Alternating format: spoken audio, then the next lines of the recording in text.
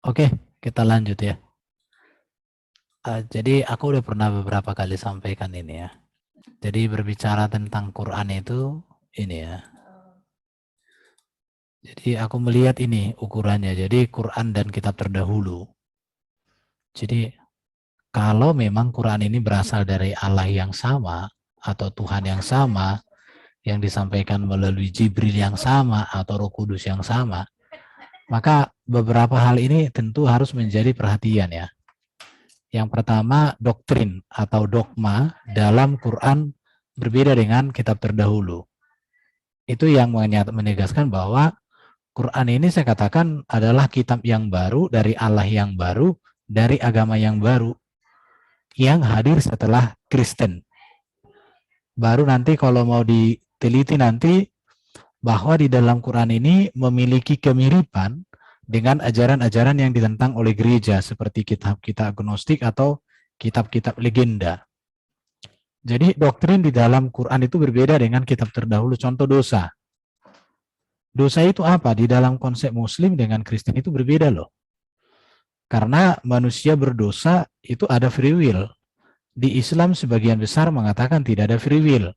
Walaupun belakangan ini ada beberapa kelompok tertentu yang mengakui adanya free will.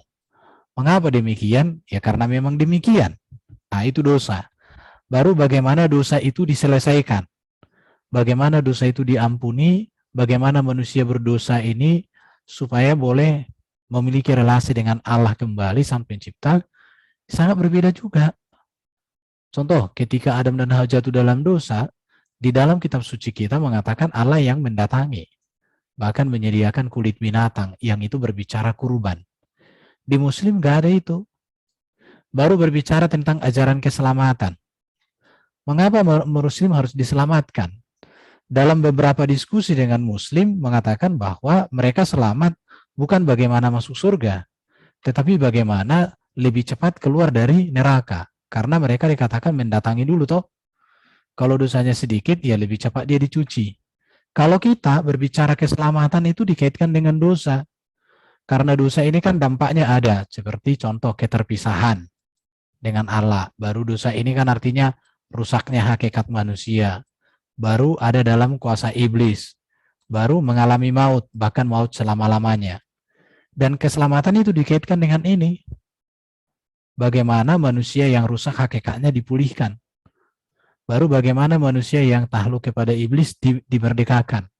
Bagaimana manusia yang mengalami maut diberikan hidup yang kekal. Bagaimana manusia yang berdosa itu diselamatkan. Ini keselamatan. Tetapi di dalam Islam keselamatan itu bagaimana mereka lebih cepat keluar dari neraka. Karena harus mendatangi neraka dulu toh.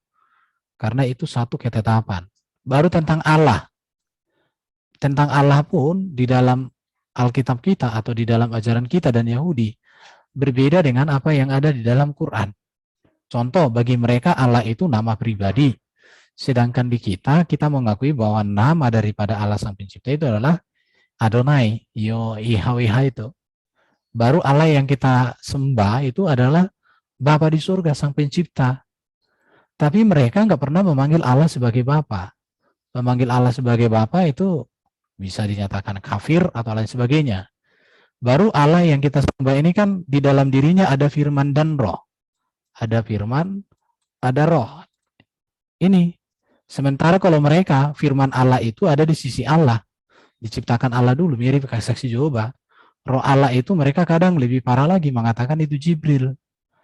Jadi dari sini sudah berbeda. Maka saya katakan Quran tidaklah wahyu kelanjutan dari kitab terdahulu, yaitu kitab Yahudi dan Kristen. Tidak. Tapi adalah wahyu baru, agama baru, Allah yang baru, Nabi yang baru. Dan kita harus hormati itu sebagai bangsa.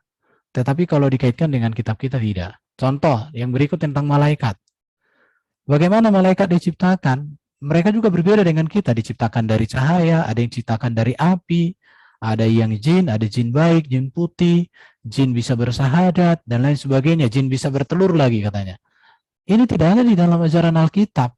Di dalam ajaran Yahudi pun tidak ada. Malaikat itu adalah pelayan Allah. Di mana ada namanya Lucifer, ada namanya Gabriel, ada namanya Mikael. Di mereka tidak ada hal seperti itu. Baru tentang surga, kita lihat di atas secara dogma surga, itu berbeda. Baru manusia sebenarnya juga, tentang doktrin manusia, itu juga berbeda antara Kristen dengan Islam. Tentang surga beda. Kita masuk surga adalah kasih karunia Allah melalui Kristus Yesus. Bagi mereka masuk surga itu mendatangi neraka dulu. Yang sedikit dosanya dicuci lebih cepat. Baru ketika kita masuk surga tidak ada kawin-mawin. Kalau mereka itu pengharapannya. Jadi sebenarnya udah berbeda, bertentangan, bertolak belakang. Jadi ini kenyataan-kenyataan yang harus direnungkan oleh semua orang untuk dipertimbangkan. Surga mereka kan ada bidadari. Bahkan di surganya itu Tuhan menjadi hawa nafsu katanya. Kata siapa itu? Ada beberapa orang yang ngomong itu.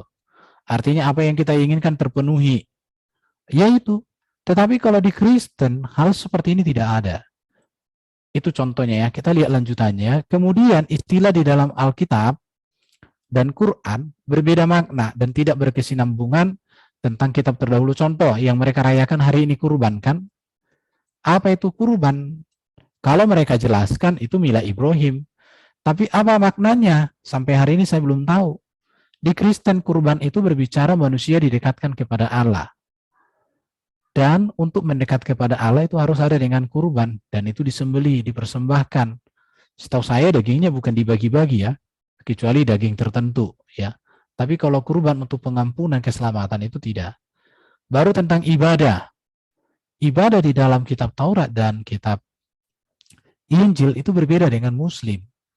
Berbedanya di mana? Contoh, kalau di dalam Yahudi pusat ibadahnya itu di tabernakel.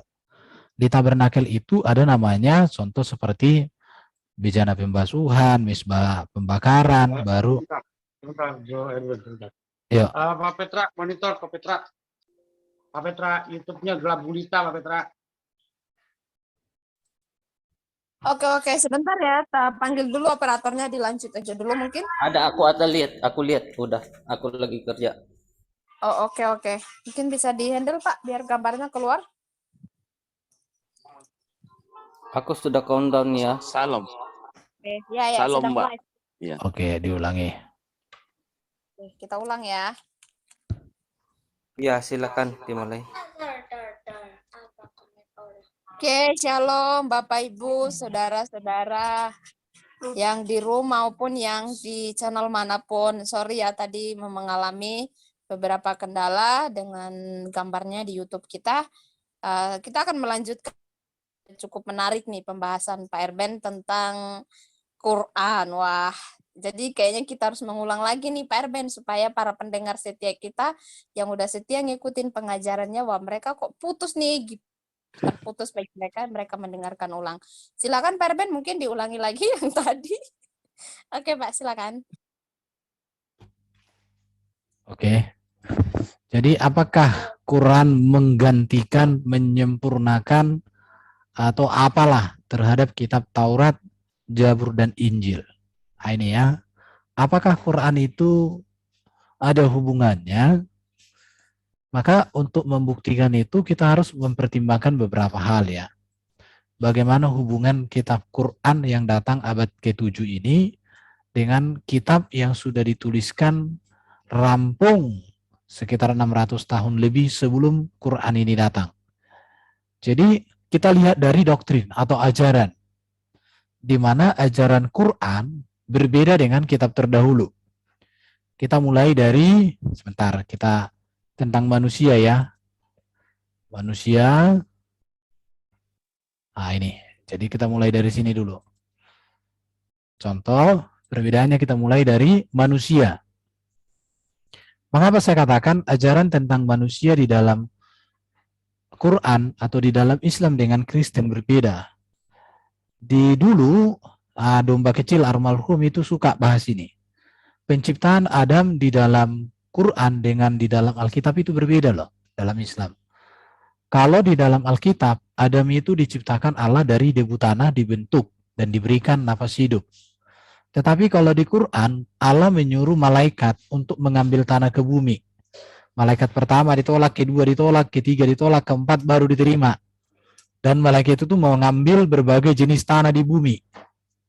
Sehingga katanya itu berdampak kepada manusia yang kulitnya hitam putih, ada yang keriting dan lain sebagainya. Jadi dalam konteks penciptaan manusia pun di dalam Quran atau di dalam ajaran Muslim dengan ajaran Yahudi dan Kristen itu berbeda. Di situ ya. Jadi penciptaannya. Baru untuk apa manusia diciptakan? Manusia diciptakan di bumi itu untuk berkuasa. Menjadi wakil Allah, menguasai bumi. Kalau mereka katakan menjadi khalifah. Apa itu khalifah? Nggak tahu ya. Khalifah atau khilafah agak mirip. Yang berikut itu tentang dosa. Bagaimana manusia jatuh dalam dosa di dalam Alkitab dengan di Quran pun itu berbeda. Karena di satu sisi manusia di dalam mereka itu memang sudah ditetapkan untuk berdosa. Karena tidak ada free will. Bahkan dengan berdosa itulah maka diusir katanya. Diusir oleh iblis. Kalau di kita enggak, manusia itu diciptakan dengan free will. Dan apa akibat dosa ini bagi manusia? Kalau di Kristen itu jelas. Bahwa upah dosa adalah maut. Ya. Jadi mengapa manusia mengalami kematian? Konsekuensi hukum. Bahwa upah dosa adalah maut. Kalau mereka beda lagi. Baru yang kedua itu manusia itu setelah mengalami maut itu berdosa, dikuasai dosa atau dikuasai iblis, yang ada dalam kuasa iblis. Baru karena dosa manusia terpisah dari Allah, diusir dari Taman Eden. Karena dosa manusia mengalami kerusakan hakikatnya. Nah, inilah arti dosa. Jadi dosa itu bukan sekedar perbuatan mencuri, membunuh, berzina, kawin nggak jelas. Bukan hanya sekedar itu dosa. Tapi dosa itu berbicara tentang keadaan yang sudah tidak sempurna, keadaan yang sudah mengalami maut, keadaan yang sudah tunduk dalam kuasa iblis. Jadi ini berbicara dosa. Jadi kalau di ajaran mereka tentang dosa ini, ya sampai hari ini sangat berbeda memang pengajarannya. Baru tentang keselamatan. Keselamatan itu bukan hanya berbicara bagaimana manusia masuk surga, bukan. Tetapi bagaimana dampak dari dosa ini diselesaikan dari kehidupan manusia. Ini keselamatan. Jadi manusia yang sudah rusak hakikatnya dibaharui. Maka Yesus datang membaharui, Roh Kudus datang membaharui. Manusia yang karena dosa terpisah dari Allah, maka Allah datang melalui Kristus untuk mendekatkan, mendamaikan. Maka Yesus juru damai, juru selamat. Manusia karena dosa mengalami maut, maka Allah datang melalui Kristus untuk memberikan hidup yang kekal. Inilah keselamatan. Tapi bagi mereka keselamatan itu bagaimana cepat tinggal di neraka masuk surga, karena harus mendatangi dulu. Walaupun sekarang ayat itu sudah dirubah melewati, tapi artinya di situ mendatangi. Jadi ajaran keselamatan di dalam mereka dengan Kristen itu berbeda. Jadi tentang penciptaan manusia, tujuan Allah menciptakan manusia, tentang dosa, tentang keselamatan itu juga berbeda. Baru nanti tentang Allah.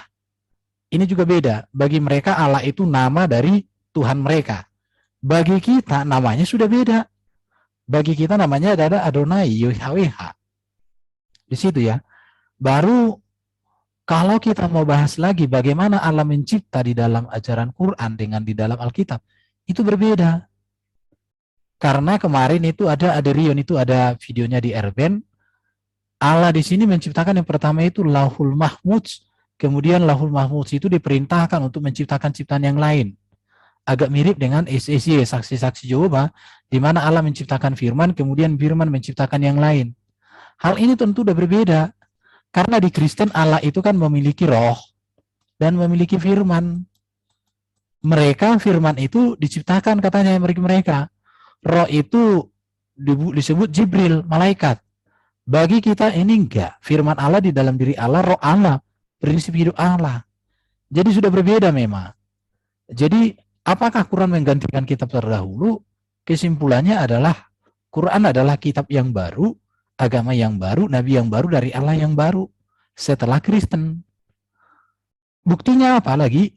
Ya buktinya nanti Quran ini enggak pernah mereka berani sandingkan, disatukan, ibaratnya dijilid satu dengan Alkitab. Baru kalau berbicara tentang malaikat, berbeda juga malaikat. Malaikat di dalam mereka itu Contoh ya, ada yang diciptakan dari cahaya, jin diciptakan dari api, kemudian ada jin yang baik, ada jin yang jahat, jin bersahadat, jin bertelur. Ya itu kayak apa ajaran mereka. Di kita nggak ada jin bertelur. Baru oke, kita masuk ke surga. Surga mereka ada bidadarinya. Yang menjadi Tuhan adalah hawa nafsu dari pengakuan beberapa debater muslim polemikus. Di kita surga itu kerajaan Allah, Yesus menjadi raja segala raja. Dan di sini tidak ada hawa nafsu menjadi Tuhan, nggak ada. Tetapi hidup manusia berpusat kepada Allah. Maka disebut kerajaan surga, kerajaan Allah. Jadi dari doktrin-doktrin dasar ini sudah sangat tegas membedakan antara Kristen dengan Islam. Atau Quran dengan kitab terdahulu, sudah berbeda. Kemudian kalau kita masuk kepada istilah dalam kitab Quran beda dengan makna dan tidak berkesinambungan dengan kitab terdahulu. Contoh kurban. Hari ini mereka merayakan kurban. Apa makna kurban dalam Muslim? Ya, saya tidak tahu apa latar belakangnya, apa maknanya, apa tujuannya.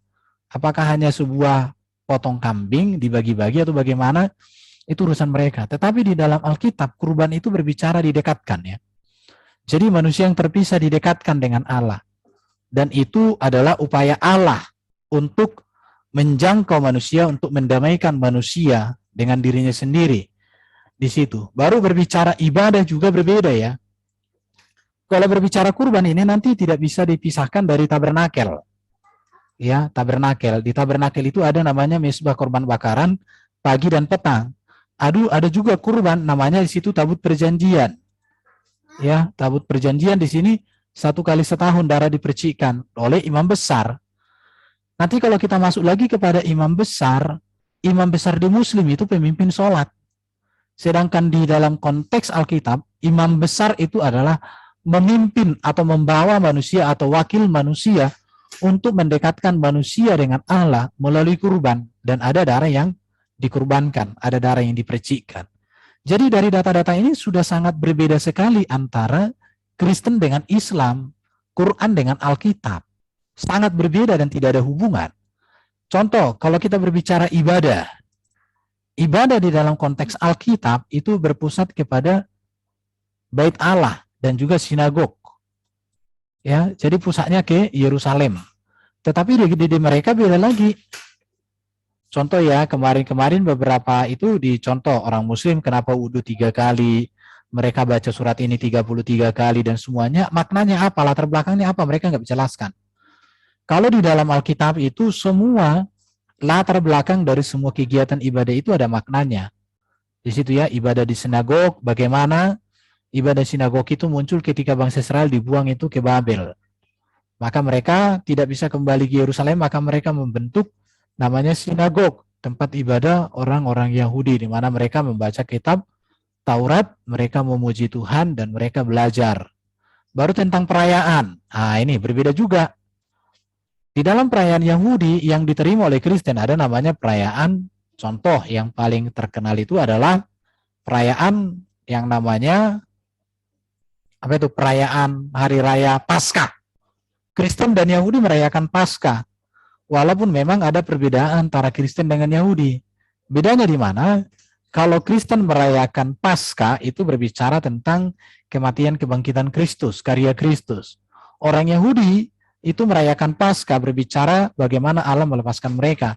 Tetapi esensinya sama, artinya kemenangan, kebebasan, kemerdekaan.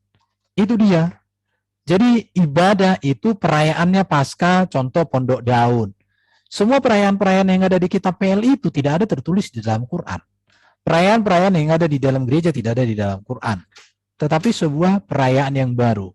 Bagaimana mungkin Allah yang sama memberikan pewahyuan yang baru dengan cara menghapus apa yang sudah diajarkan terlebih dahulu. Nah, itu dari sinkron. Baru kitab suci.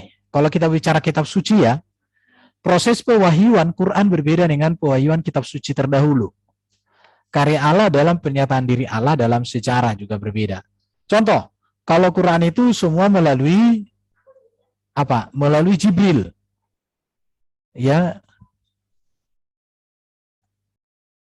Itu semua melalui Jibril kepada Muhammad pada situasi-situasi atau kepentingan Muhammad atau kepentingan pribadi.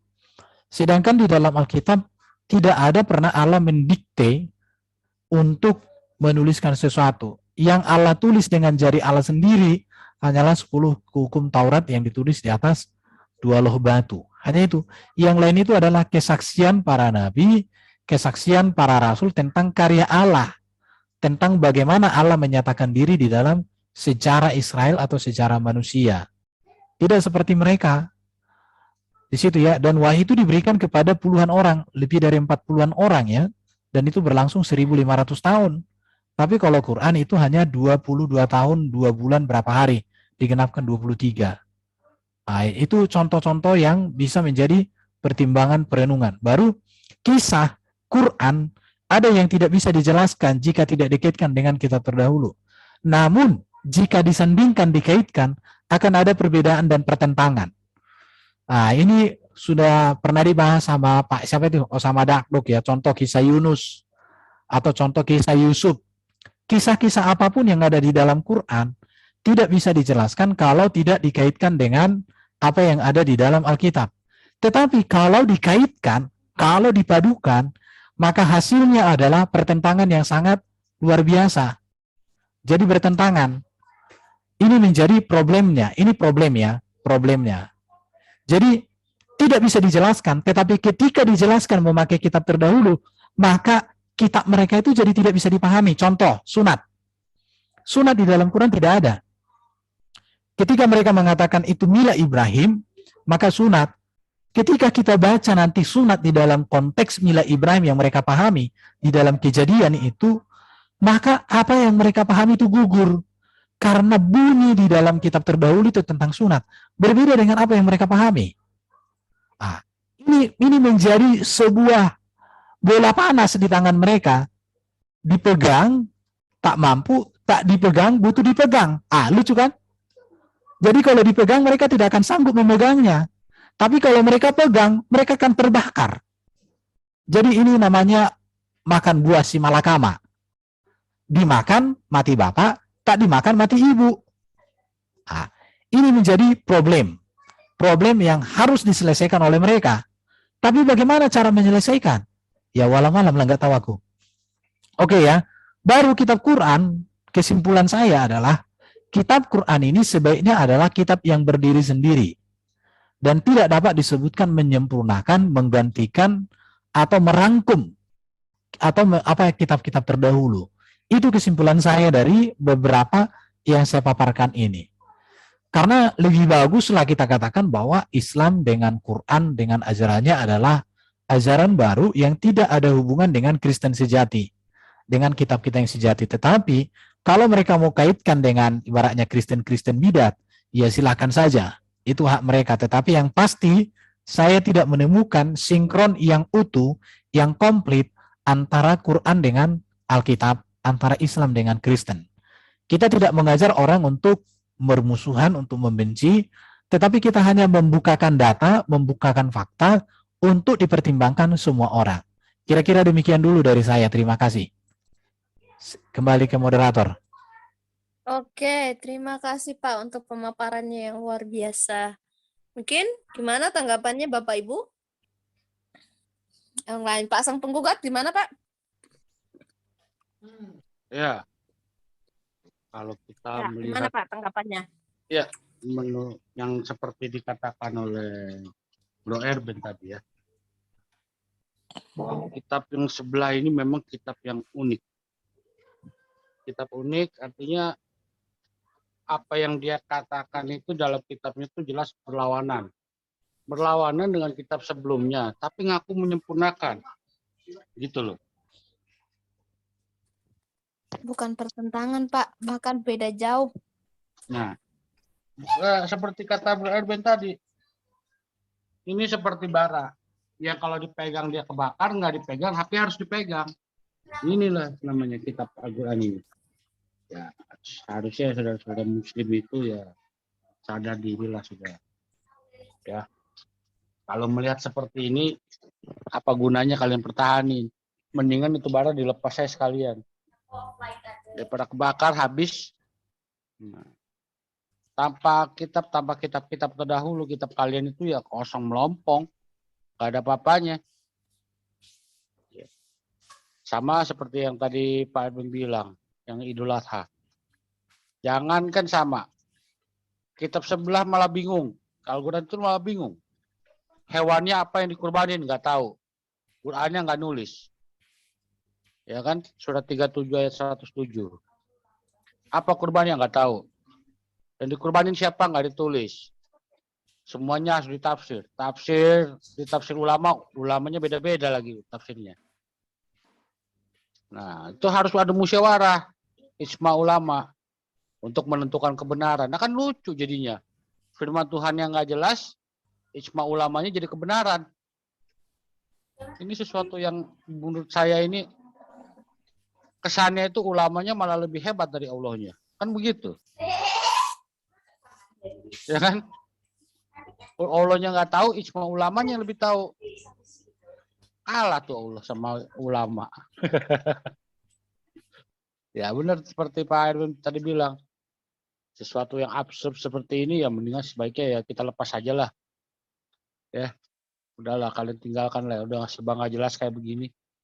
Udah kelihatan ini bukan dari Tuhan yang sama. Mungkin nggak Tuhan bisa lupa? Ya enggak lah, mana mungkin dia lupa. Kan gitu. Ya silakan lanjut yang lain. Tapi gini Pak, kenapa mereka susah untuk melepaskan ya? Karena itu di sana kan mereka diberi kebebasan. Salah satu tentang perkawinan itu dibebaskan sekali ya. Jadi ya susah gitu loh. Kayak menurut saya ini kan ya banyak juga orang Kristen kan masuk ke sana hanya karena itu. Jadi nggak bisa ini ditinggalkan, ini enak sekali di sana. Bahkan kalau ada yang mualaf masuk sana kan wah itu kayak welcome banget ya. Kayak fasilitas, biaya kehidupan semua itu kayak oke gitu. Jadi untuk meninggalkan zona nyaman itu kan banyak itu yang kayak gitu. Ketika dia dengar-dengar dari perdebatan, dia mengerti wah ketika dibongkar-bongkar tentang Quran, dia mengerti itu, tapi dia nggak bisa ninggalin itu karena di situ kehidupannya gitu loh. Iya nggak Pak?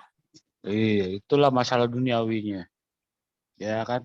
Itulah manusia yang menuhankan uang, kan begitu. Jadi bukannya Tuhan ini yang sebenarnya, tapi Tuhanin uang. Kalau Tuhanin uang ya jadi hamba uang. Iya ya ya.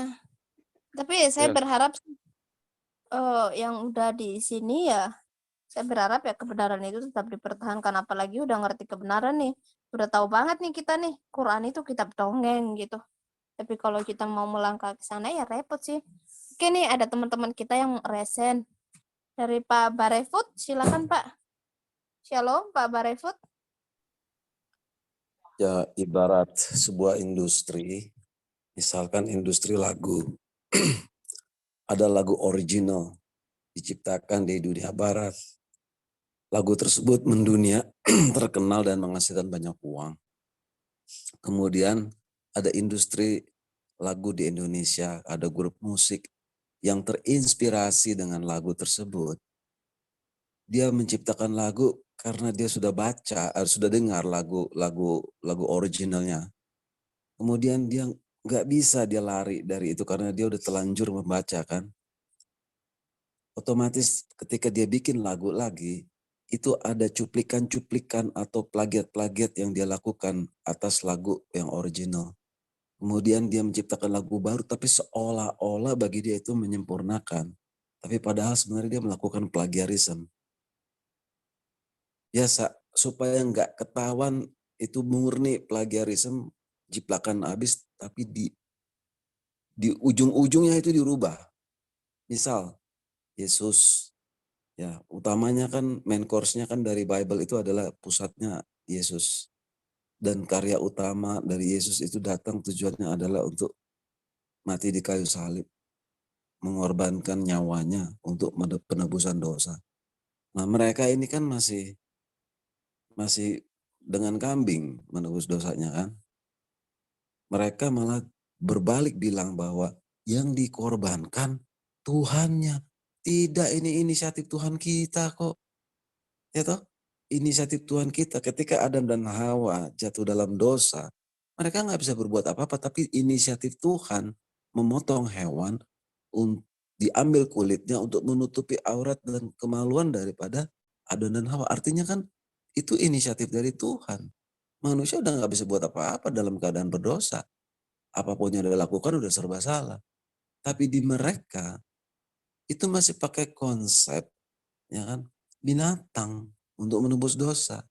Mau ikut-ikutan Yahudi, tapi dia juga nggak jelas maknanya apa kalau ditanya. Semua orang Muslim kalau ditanya, apa makna dari kurban? Semua ngalor ngidul, akhirnya ujung-ujungnya ikut-ikutan Taurat, ikut-ikutan perjanjian lama. Dan yang nulis pun itu juga hadis, ya kan? Al-Qurannya sendiri nggak ngomong. Setuju dengan Bang Erben, ini udah acakadul kanan kiri kena ini. Ya kan udah buah si malakama semua. Jadi mereka ini sebenarnya melakukan plagiarisme. Ingin menampilkan sosok-sosok nabi-nabinya Yahudi, nabi-nabinya orang Yahudi mulai dari Adam, dia cerita ya tentang konsep malaikat, semuanya salah kaprah. Malaikat lah nggak punya free will. Kalau malaikat tidak punya free will, artinya malaikat tersebut kesetiaannya tidak bisa teruji. Coba deh, kita punya anjing nih di rumah. Kita bilang anjing kita setia, tapi mulutnya itu dikasih pelindung tuh supaya nggak bisa gigit. Artinya orang nggak percaya kan nih anjing setia. Kalau nih anjing setia kenapa harus dibungkus sama mulutnya dibungkus sama ini, sama pengikat mulut itu? Orang kan ragu. Nah, sama juga dengan malaikat di dalam agama RT6. Malaikat itu tidak punya free will, jadi dia terbelenggu. Sudah dikondisikan, diprogram seperti robot. Kemarin itu Pak Putra juga ngomong, dia mengakui malaikat itu seperti robot. Sedangkan setan itu seperti dikasih free will, dikasih independence, dikasih kemerdekaan. Loh, kalau kita punya burung, ya kita taruh satu di dalam sangkar dan satu kita lepas. Kita lebih sayang yang mana? Yang kita taruh di dalam sangkar atau yang kita lepas? Otomatis yang kita lepas dong, artinya burung yang kita paling sayang, yang dikasih kemerdekaan. Artinya Allah lebih sayang dengan iblis daripada dengan malaikat. Karena malaikat sudah dibikin seperti robot. Kalau tidak punya free will itu namanya mati.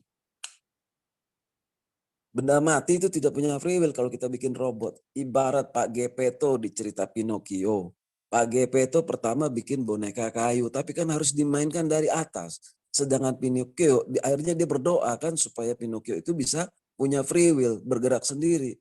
Tanpa harus digerakkan dengan tangan. Dengan benang kan. Akhirnya Pinocchio kan menjadi boneka yang hidup. Nah, itu namanya Tuhan kalau udah mengembuskan nafas. Kalau nafas dihembuskan harusnya free will juga sekaligus dikasih. Semut aja dikasih free will. Kenapa malaikat yang begitu mulia tidak dikasih free will? Dari situ konsep udah gak jelas. Terus kemudian malaikat terbuat dari cahaya. Sedangkan iblis terbuat dari api. Padahal lebih utama api dari cahaya. Cahaya adalah efek dari adanya api. Coba aja kalau kita bawa obor ke dalam ruangan gelap, apinya kita matikan. Otomatis cahayanya hilang kan, gelap gulita. Nah, berarti iblis lebih utama. Sedangkan malaikat itu adalah sekunder. Karena tidak punya free will. Dan dia cuman refleksi dari api. Terus kemudian konsep tentang pengorbanan. Yang dikorbankan harusnya kan dari istri sah dong, bukan dari pembantu, bukan dari hamba. Anak yang dikorbankan itu anak yang dijanjikan sama Allah ya dari Sarah, istri pertama dari Adam. Istri pertama posisinya lebih sah, posisinya lebih superior dibandingkan dengan cuma gundik ataupun hamba yang pembantu, yang jadi jongos istilahnya. Kok malah yang Tuhan minta anak dari hamba? Ini udah konsep yang salah lagi, ya kan? Terus tentang keselamatan, mereka nggak ngerti apa itu keselamatan. Terus kemudian dengan konsep surganya penuh syahwat, masih kawin mawin. Kalau masih kawin-mawin berarti masih ada nafsu di sana. Nafsu itu kan kedagingan. Kedagingan adalah dosa. Dosa adalah maut. Berarti kan surganya surga kematian. Surga penuh dengan nafsu, syahwat. Jadi apa yang bisa dilihat, apa yang harus dipertahankan oleh mereka? Mereka hanya dikondisikan menghafal, tidak perlu tahu artinya. Mereka berdoa, yang penting jumlahnya, bukan kualitinya. Berulang-ulang kalau berdoa. Ucap yang sama terus dari ujung ke ujung. Uang nabinya aja mati, jadi bangkai, jadi tulang belulang, sekarang ada kuburannya di sana. Kok bisa mereka bilang nabi mereka lebih mulia, Tuhan lebih berkenan kepada nabi itu? Terus posisi Isa di mana? Faktanya Al-Quran lebih banyak cerita tentang Isa. Al-Quran lebih banyak cerita tentang mujizat yang dilakukan Isa. Nabi dia bikin mujizat apa? Hanya kata para sahabatnya, membelah bulan, itu mengawini anak kecil, itu berperang, kawin-mawin sama siapa aja sesuka hati dia boleh, meniduri siapa saja boleh, yang dia suka. Ini sebagai kelonggaran, sebagai pengkhususan bagi seseorang. Tuhan pencipta alam semesta ini, kenapa harus mengeluarkan ayat hanya untuk satu orang? Ini sangat mengerikan. Tuhan model apa ini? Mengkhususkan satu orang. Dia capek-capek bikin alam semesta yang udah indah dan sempurna ini. Menurunkan ayat hanya untuk kepentingan satu orang, untuk syahwat satu orang, untuk kebutuhan kawin-mawin satu orang. Mengerikan Tuhan model begitu. Jika nanti harinya tiba kita semua mati, aku diadili, aku ketemu, kalau jika yang benar adalah Tuhan mereka, aku pun tidak sudi. Aku minta aku dijebloskan ke neraka karena aku lebih pilih ikut Yesus. Aku tidak mau ikut Tuhan model begitu, yang berbohong menghadirkan seorang yang palsu, yang sebenarnya adalah pahlawan, tapi namanya pun tidak diketahui siapa. Dia ada Oke. menjadikan posisi Isa di kayu salib. Ya toh? Kemudian dia bungkam selama 6 abad. Tidak menurunkan nabi, tidak mengirim messenger, padahal dia punya begitu banyak berlaskar-laskar malaikat untuk mengabarkan kepada ibunya yang ikut tertipu, sahabatnya yang ikut tertipu, kerabat-kerabatnya yang ikut tertipu. Dan begitu juga dengan para ahli agama Taurat dan juga orang Romawi. Semua saksi tertipu. 6 abad Allah bungkam. Kemudian dia baru klarifikasi bahwa yang dibunuh sebenarnya bukan Isa. Yang dibunuh orang yang diserupakan. Siapa namanya? Walau alam. Anak siapa dia? Walau alam.